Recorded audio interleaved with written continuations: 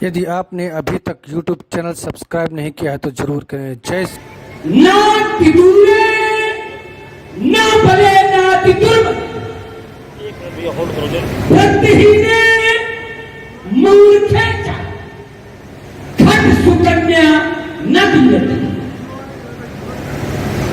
अत्यंत पास नहीं ना तीर ना दूरे, बहुत अधिक दूर नहीं, न बले अत्यंत बलवान को नहीं, न अति दुर्बल अत्यंत दुर्बल को नहीं, भक्तिहीन चरित्रहीन को नहीं, मूर्खेचा और मूर्ख को नहीं, इन छह को कन्या नहीं देनी। और यहां हो क्या रहा है? यहां हो रहा है सोई पुराई को दंड कठोरा राज समाजात जय तोरा। ये है कैसे? ये है इमे द्वे धनुषी श्रेष्ठे, द्वे धनुषी श्रेष्ठे दिव्य लोकादि पूज्यते द्वहे बलवते मुख्य। ये बलवान और जो इन्हें तोड़ेगा वो अति बलवान, जो इन्हें तोड़ेगा वो अति बलवान। और नियमावली है कि अति बलवान को कन्या नहीं देनी। इस तरह की चूक एक बार त्वष्टा ने अपनी पुत्री संज्ञा का पाण ग्रहण सूर्य के साथ करके किया था। परिणाम स्वरूप संज्ञा न घर की रही, न घाट की रही, न पितकुल की रही, न पदकुल की रही। अल्प विराम के साथ अपनी वाणी को रोका। सुना आप लोगों ने नीत का एक वाक्य है, खला नाम कंटका नाम दुग्धई प्रतिक्रिया। खला नाम कंटका नाम, खलों के साथ और कांटों के साथ दुग्धई प्रतिक्रिया। मुख भंग लो या तो दूर तो विसर्जनम, या तो पकड़ के मुख भंग लो या तो पकड़ के दूर छोड़ो। एक क्या रहा हमारे घर में उछोल तुम्हारा। खलों के बादशाह, खलों के राजा यहाँ पर आए हैं, पर उपदेश कुशल बहुते दे। अति तीरे अति दूरे अति बले दुर्बले, छह को कन्या नहीं देना चाहिए, कुंभकर्ण कुआरा रहना चाहिए, कुंभकर्ण को कुआरा रहना चाहिए। जब अति बले के साथ विवाह उचित नहीं है तो कुंभकर्ण का विवाह करते घर में क्यों बैठा दिया? जब इस नीति को जानते हो तो क्या है ये? यही है आतंकवाद, भ्रष्टाचार, जनता ऊंचा रही है हमारा। यही है ना।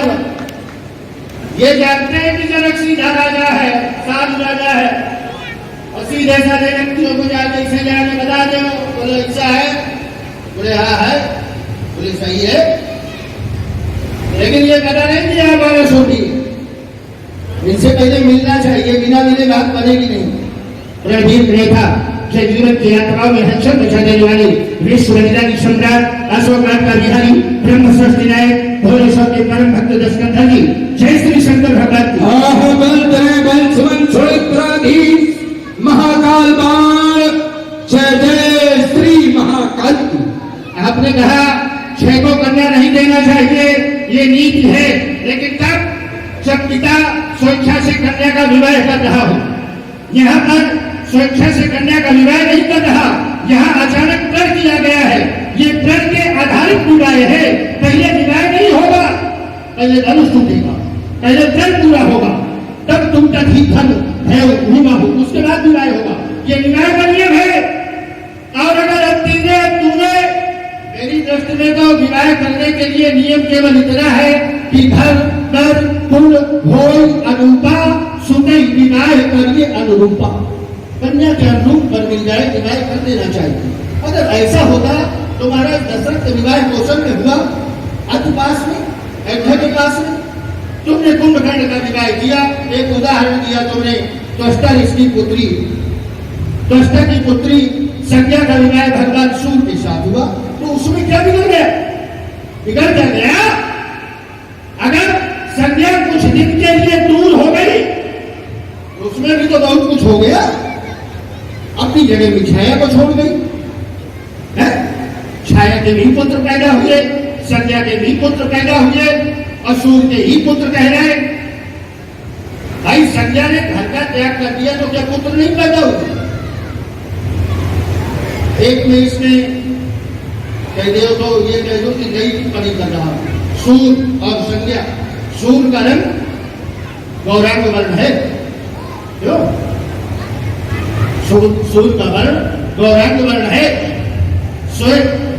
और सूर का ही पुत्र है शनि, शनि काला, तो ऐसा क्यों? अल्पविराम, क्योंकि वो छाया का पुत्र है और छाया स्याह होती है। पहले तुम्हारी बात का उत्तर, क्योंकि वो छाया का पुत्र है। जो संध्या ने अपनी छाया वहां छोड़ी थी, शनि उसका पुत्र है। तो छाया का पुत्र होने के कारण स्याह। एक बात बढ़िया, चलिए कुछ यात्रा होती है। आपने कहा कि संज्ञा क्या क्या बिगड़ा?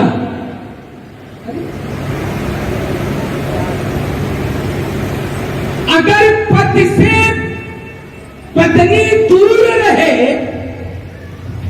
इससे बड़ा भी पत्नी के लिए कोई अभिशाप हो सकता है? वो क्या बिगड़ा? अरे उसे अश्वनी का रूप धारण करके, घोड़ी का रूप धारण करके पल पल विचरण करना पड़ा। इससे भी बड़ा कोई दुर्भाग्य हो सकता है? फिर उसका क्या बिगड़ा? एक बात। दूसरी बात, एक आरोप हमारे ऊपर लगा, सीधे हमारे ऊपर आरोप लगा कि कुंभकर्ण का ब्याह। कुंभकर्ण के लिए हम लाए थे और उसमें नियमावली का है, क्षय को कन्या नहीं देनी चाहिए। हमें किसी ने कन्या दी थोड़ा ना, जीत बड़ी निज बाहुबल, जीता और वर्ण कर लिया। हर व्यक्ति चाहता है मेरा पाणी ग्रहण संस्कार हो जाए, चाहे वो चरित्र हो, चित्रहीन हो, मूर्ख हो, बलवान हो या बलहीन हो, सभी चाहते। लेकिन पिता को कन्या नहीं देनी चाहिए, नियमावली उनके लिए है, उन पिताओं के लिए। और आप जोड़ कहीं और रहे कि कुंभकर्ण का ब्याह नहीं होना चाहिए। कुंभकर्ण का ब्याह कोई करने नहीं आया, तुम्हारे यहां से मैं जीत करके लाया, कुंभकर्ण का पाणी ग्रहण संस्कार कर दिया, ऐसा था।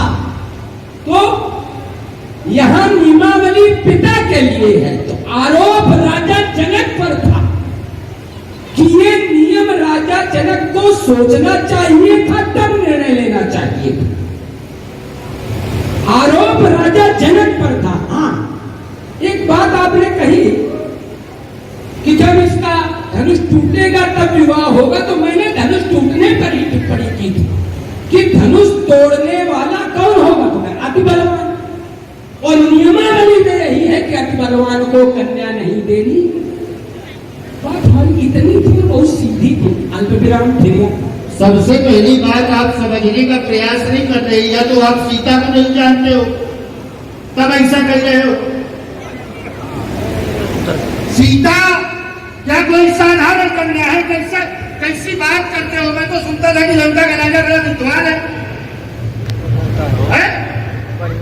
एक तरफ सीता है, सीता को तो जानते हो कि सीता क्या है, और न जानते हो तो बताओ, बताएं सीता क्या है।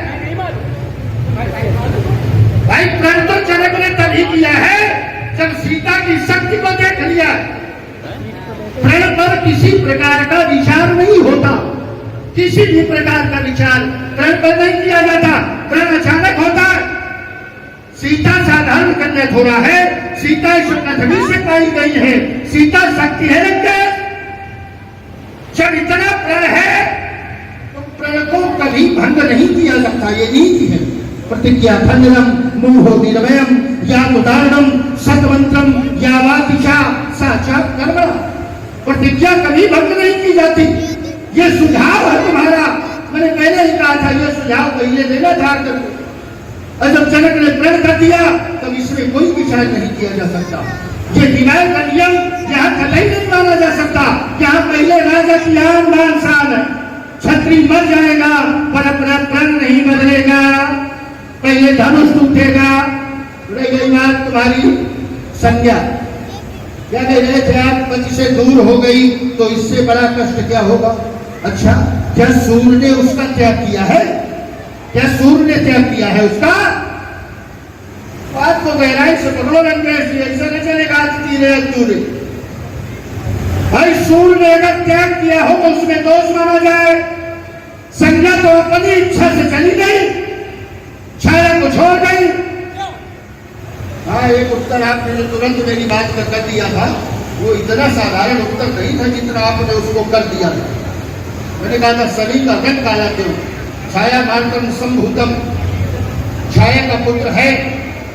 पर मार्तंड जब छाया से पैदा हुआ तो उसका तेज ठीक सूर्य के समान है, वो काला नहीं था। यमराज भी तो पैदा हुआ है, यमराज का रंग काला नहीं है जितना काला शनि का है।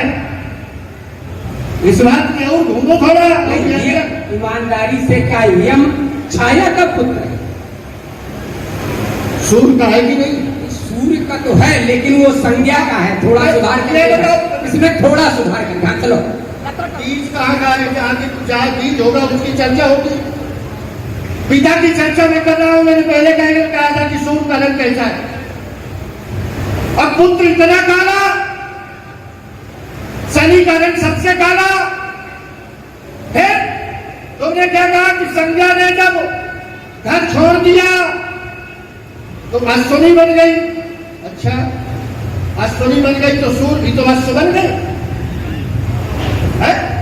क्या सूर्य अश्विनी बने? सूर्य अश्व बन गए। और तुम्हारी ये बात गलत जो कहते हो तेज सहन नहीं कर सकी। अश्विनी के रूप में अश्व सूर्य का तेज सहन किया जिससे अश्विनी कुमार पैदा हो गए। आपकी बात को हम स्वीकार कैसे कर ले? यहाँ पर एक क्षत्रिय की प्रतिज्ञा है, प्रतिज्ञा पर विचार किसी भी प्रकार का नहीं होता। दूसरी बात, ये धनुष आज जब टूटेगा, एक टूटेगा दो जुड़ेंगे, एक टूटेगा तो जुड़ेंगे। इसलिए इसमें आप किसी भी प्रकार का रोकथाम न करें, किसी भी प्रकार का कोई बिंदु खड़ा न करें।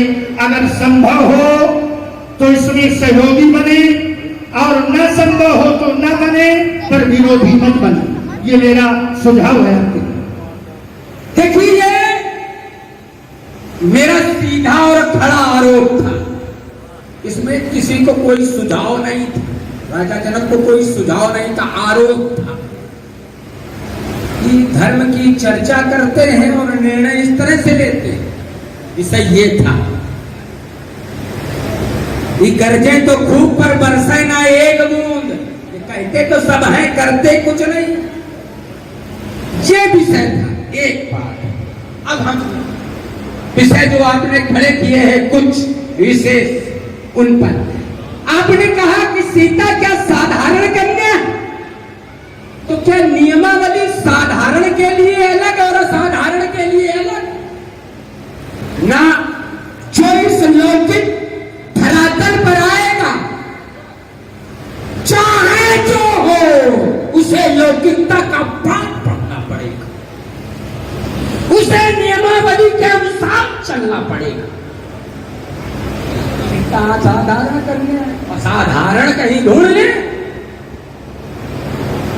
फिर उसके लिए ये क्यों? असाधारण। और अगर ये तुम जानते हो तो फिर ये सब जानते होंगे, तो ये आए काहे हैं? जब असाधारण है तो कोई असाधारण खा लिया हमें, ये तो कोई बात थोड़ा ना हुई। जो आपका बात है तो बिल्कुल अलग हट जाएगी बात। जब आप जानते हो वो असाधारण है तो सब लोग भी जानते होंगे असाधारण है। तो जब वो असाधारण है तो कोई एक बात।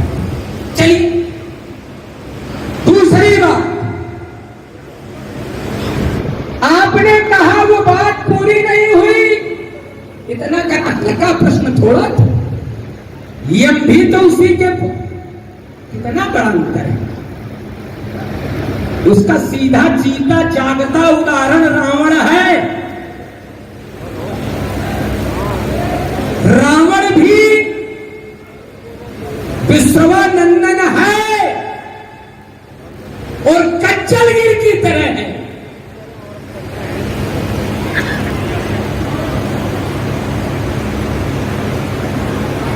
कच्चलगिर की तरह है।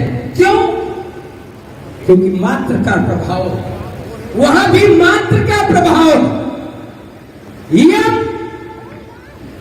यम में प्रभाव नहीं है, उसका कारण वो संज्ञा का पुत्र। एक बात आपने एक कहा बात कि उन्हें भी तो अश्व बनना पड़ा। हाँ, अश्व बनना पड़ा, लेकिन कब बनना पड़ा? जो बात सही होगी ऐसे हाथ उठा के स्वीकार कर लियो, दोनों हाथ उठा के अश्व बनना पड़ा। लेकिन कब बने अश्व? जब उनकी, कुछ लोग बैठे, जब उनको खरादा गया। संज्ञा के पिता त्वष्टा द्वारा सूर्य को खरादा गया। उन्हीं रश्मियों से सुदर्शन चक्र बना जो विष्णु को दिया गया। जब खराद दिए गए तब घोड़े का रूप बना करके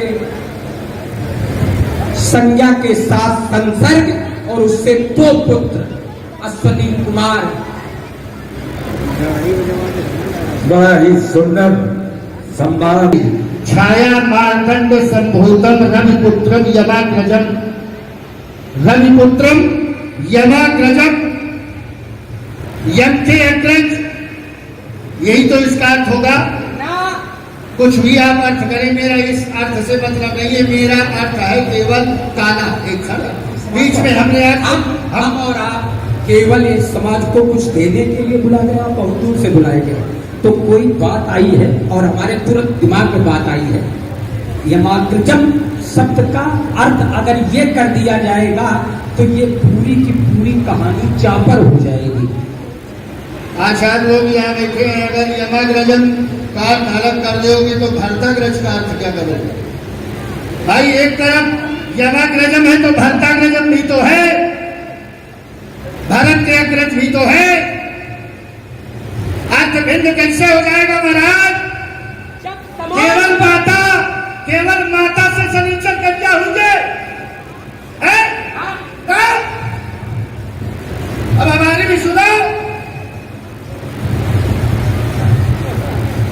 शनि पहले डाले नहीं थे। शनि का प्रकोप जब दधीच के पुत्र पिपलाद गर्भ में थे, जब वो बालक गर्भ में था, तब ही शनि ने अपनी दशा में उसको जकड़ लिया। दधीच ने अपनी अस्थियां दी, 32 साल की उम्र थी दधीच की जब अपनी अस्थियां दी थी देवताओं को। दधीच की पत्नी सुभाषा उस समय गर्भवती थी। पत्थर मार मार करके पुत्र को पैदा किया और उस पुत्र को उठा करके पीपल की कोप में रख दिया, यानी पीपल के वृक्ष।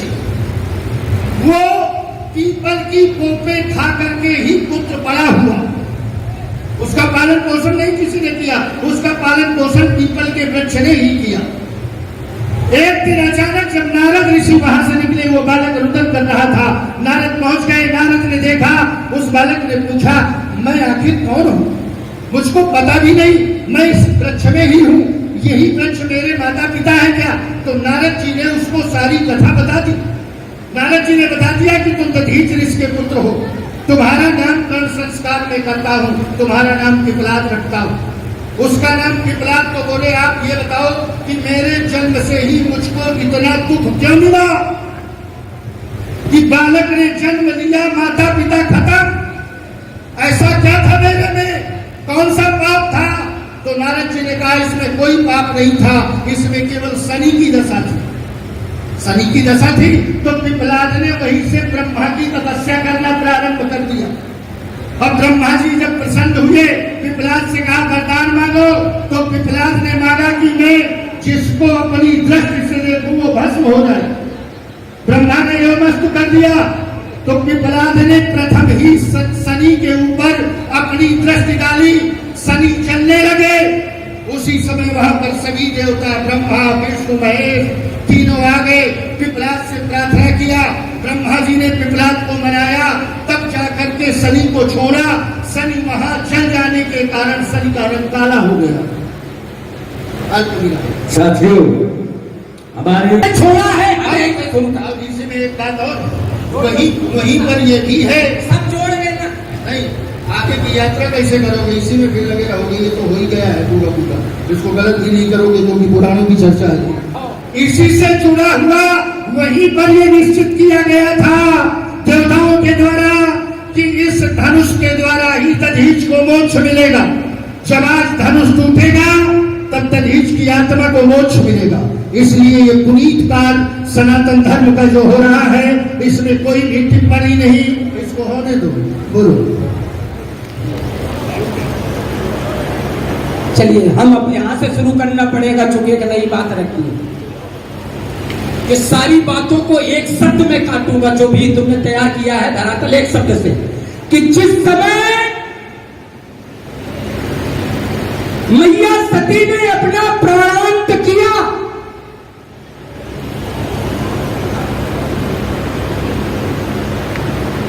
प्राणांत किया,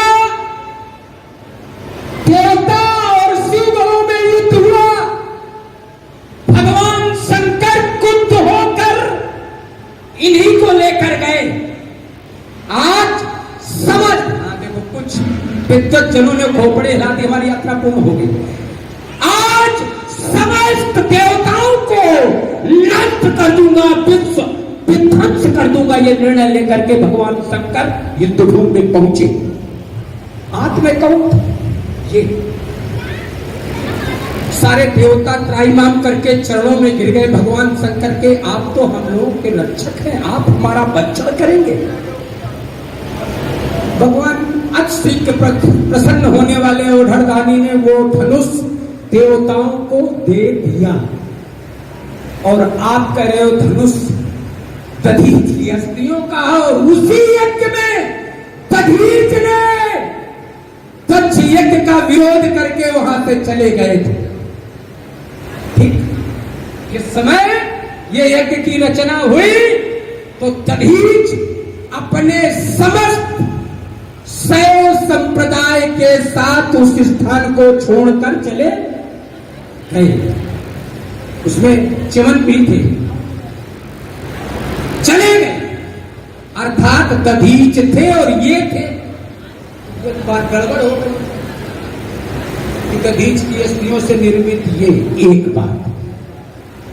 दूसरी बात, आपके द्वारा एक बात बहुत जोरदारी के साथ समाज में रखी गई, यमाकर्जन। जब समाज बदल जाता है तो अर्थ बदल जाता है। यम हो अत्यक्ष, जिसके वहां पे अर्थ ये आ रहा है। यम हो अत्यक्ष, जिसके बहुरी समाज जाकर के यात्रा कर रहा है यमाकर्जन। ऐसे थोड़ा मतलब साधारण है, लोहे के चनाए हजम नहीं हो। यमाकर्जन बहुरी समाज का प्रयोग होकर के वहां यमाकर्जन शब्द प्रयोग किया गया है। अर्थात यम हो अत्यक्ष, जिसके, क्योंकि संज्ञा का पाणी ग्रहण संस्कार पहले हुआ, संज्ञा से 3 संतानें, इससे थोड़ा यम, यमी और वैवस्वत मनु,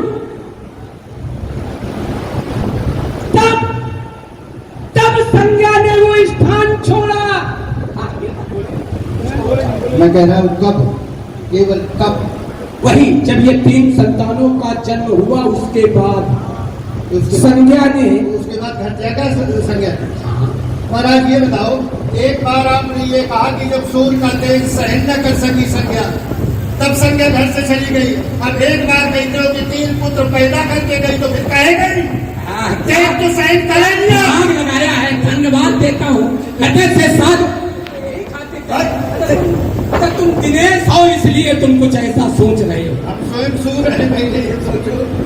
अरे आप कहते हो कि जब 3 पुत्र हो गए तब गई, तो फिर क्यों गई? हाँ, ये बात जब सही। सूर्य का तेज एक तरफ है कि सूर्य का तेज न सहन कर सकी, क्योंकि अति बले निर्बले वो नीति लगाई थी ना, उसी में तो ये उदाहरण दिया था आपने। जब ये नीति है तो फिर 3 पुत्र पैदा होने के बाद जाने का औचित्य क्या बनता है? जब तुमने तेज सहन कर दिया तो भी जाना नहीं चाहिए था। अधूरी बात। और जो दूसरी बात आपने की, देखो भाई, देखो ईमानदारी रहा, हमारी यात्रा हुई रहा, बीच में बोलो तो फिर थोड़ा बोलो, कम से कम थोड़ा बोल के तो हम उसी से भाई बात अच्छी आई, आपने अपनी बात रख दी। हाँ, ये सही है कि ये प्रश्न तो सामयिक, 3 संतानें हो गई तब तक तेज सहन हुआ, फिर तेज नहीं सहन। तेज सहन होने का अर्थ ये है वो अपने पति का स्वरूप नहीं देख पाती थी, क्योंकि कन्या वरैते रूपम।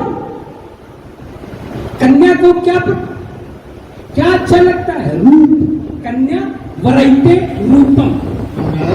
ये बताओ कि अगर रूप नहीं देख पाती तो सूर्य की किरणें क्यों काटी गई, चक्र बनाया गया?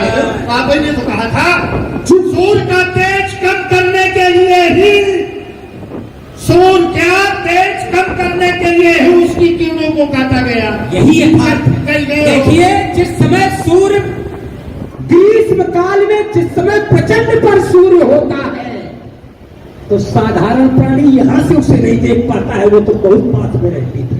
यही तो अर्थ है, समझ न पाओ तो हम क्या करें। चलिए, तब वो वहां गई, पिता ने कहा कि तुम बिना पूछे आई हो, इसलिए तुम्हें हमारे घर में स्थान नहीं मिलेगा। परिणाम स्वरूप संज्ञा न घर की रही न घाट की, उसे घोड़ी का रूप बना करके वन में तपस्या करना पड़ा। ये सिद्धांत अगर किसी की धर्म पत्नी और वो धर्म पत्नी एक पतिपरायण है, उसने अपना रूप परिवर्तन कर लिया तो पति को भी उसी रूप परिवर्तन करके एक संतान को जन्म देना पड़ेगा, तभी वो दोबारा अपने रूप को ग्रहण कर सकती है। नियमावली है। इस तरह का कार्य है वंश के लिए भी करना पड़ा भगवान विष्णु।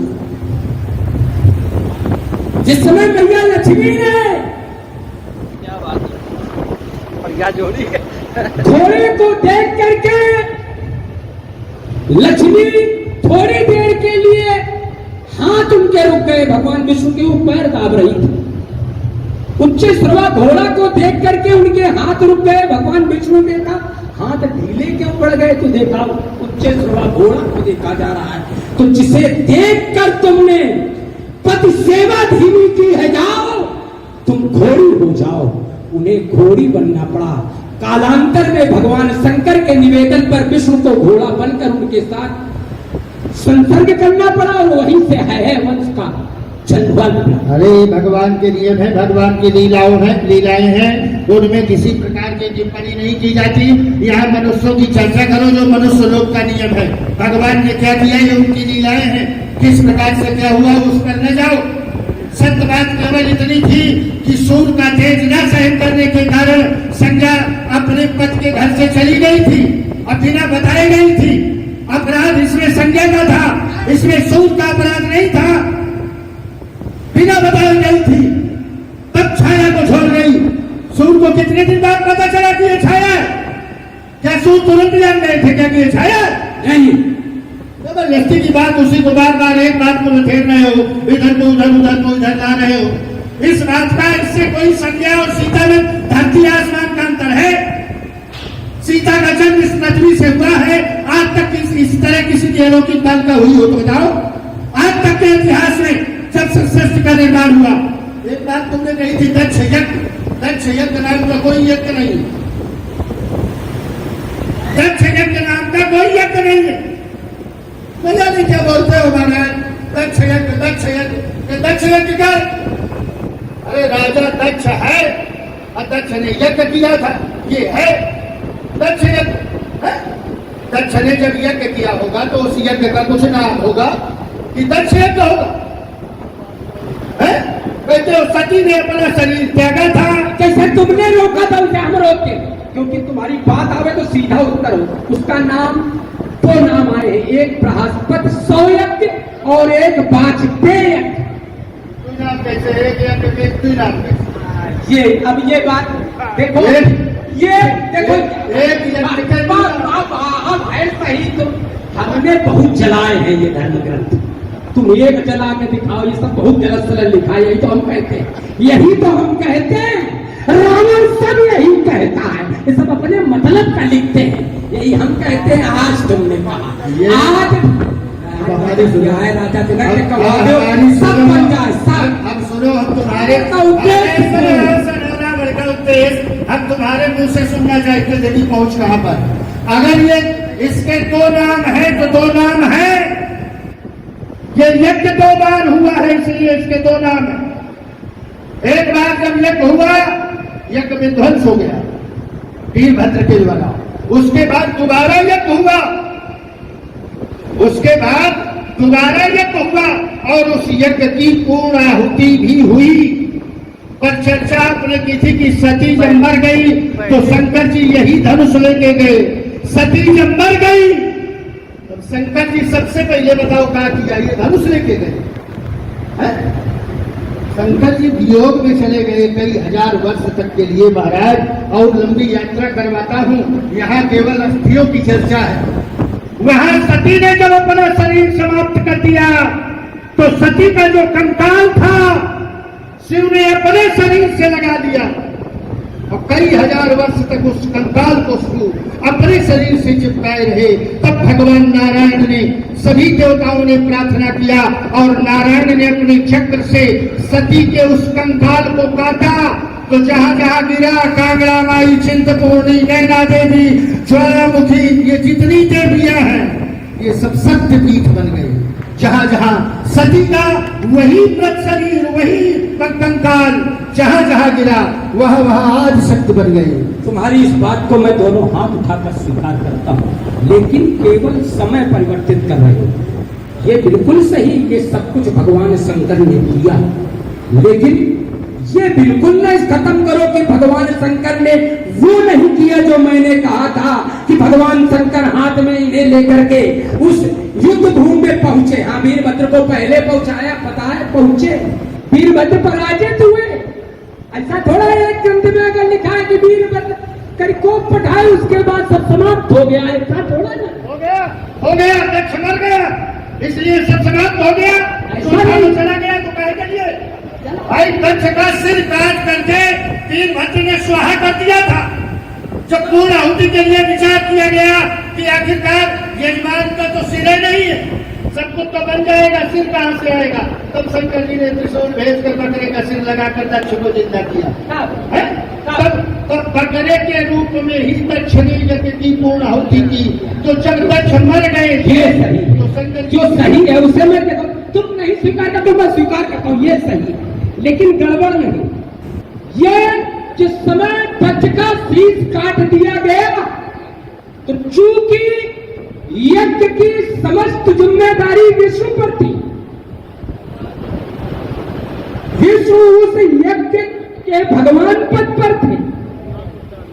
परिणाम स्वरूप विष्णु ने युद्ध का भार अपने हाथों में लिया और वीरभद्र को पराजित किया। तब कोप के वशीभूत भगवान शंकर को यह धनुष लेकर उस युद्ध में पहुंचना पड़ा। तब सबने त्राहिमाम कर उसके आगे की ये यात्रा है। उसके बाद ये जब सब हो गया, पूर्ण आहुति हो गई, तब भगवान शंकर वियोग में गए और मैया का अब एक प्रश्न यहां खड़ा होता है। प्रबुद्ध और सुधी श्रोता गण है, सुधरी नई बात होगी कि मैंने सुना ये है, सोचो, मैंने सुना ये है कि जब कहां कहां वैराग्य उत्पन्न होता है, तो बताया गया कि एक वैराग्य का स्थान वहां भी है जहां मृत आत्मा होती है, वहां भी वैराग्य। तो भगवान शंकर के कंधे पर मृत आत्मा है लेकिन वैराग्य उत्पन्न नहीं हो रहा, क्यों?